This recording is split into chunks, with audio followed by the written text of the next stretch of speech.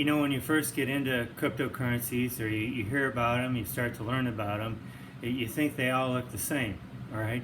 And that they all have the same features and functions and benefits.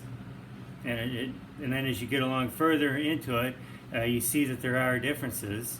But then there reaches a certain point where they all start to look the same again until you develop your knowledge base, and then you see that there are differences among the 5,000 plus cryptocurrencies out there. And today we're going to take a look at EOS. EOS.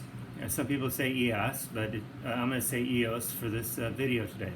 Welcome to Crypto Recon, where you can learn more about small cap cryptocurrencies. EOS is it's just a cryptocurrency, a coin, and what they're trying to do is to make everything more user-friendly when it comes to using the blockchain. If you're old enough to remember, using the internet was kind of a pain in the neck. You had to understand certain codes and phrases and things to type in and what symbols to hit in order to get the internet to work the way you wanted it to. You always had to type in HTTP:// you always had to do that, and you had to include www. You don't even have to do that anymore.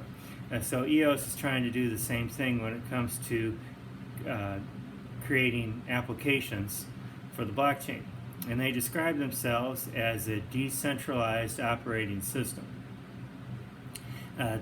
EOS prides itself on being faster. It can process thousands of transactions in a second compared to just a couple dozen at best for some of the bigger cryptocurrencies.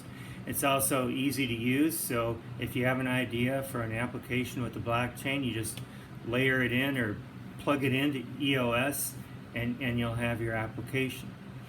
Also, EOS is a little bit different in that when you buy an EOS coin, you own your section of the blockchain, of that internet space for the blockchain.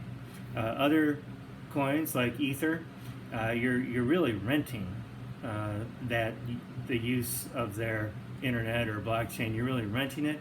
With EOS, you're owning it. Okay, so there's a lot of good things going on with EOS, and they really are trying to open it up to anyone who has a good idea for a decentralized application.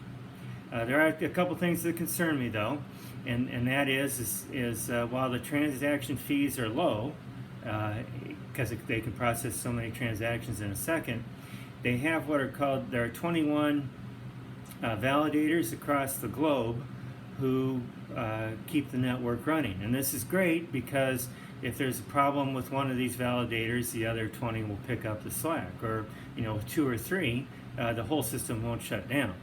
That's good.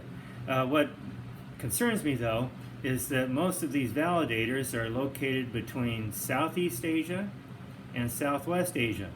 So the people running these validators don't look like me.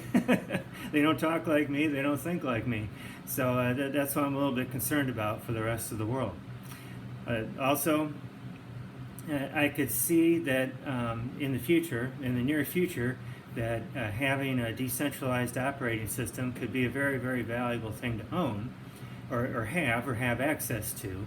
And if EOS is more of a ownership type system, people could buy up as much EOS as they could get their hands on and just hoard it and then sell it to the highest bidder when they came knocking. So there's just a few things that I'm concerned about for EOS. But if you're looking for what I call a land bank, EOS might be the best thing. Just stack EOS coins slowly and surely at whatever price. And then there's going to come a time in the future where there'll be huge demand for access to the EOS operating system, and people will pay a fortune for it. So I think you could get some spectacular gains with EOS that way. All right, well, thank you for watching Crypto Recon, where small cap cryptos get love too. If you like what I'm doing, please check out my Patreon link in the description. In addition to sponsorship, there are some valuable things you do get in return other than these videos. Thank you for watching, and see you next time.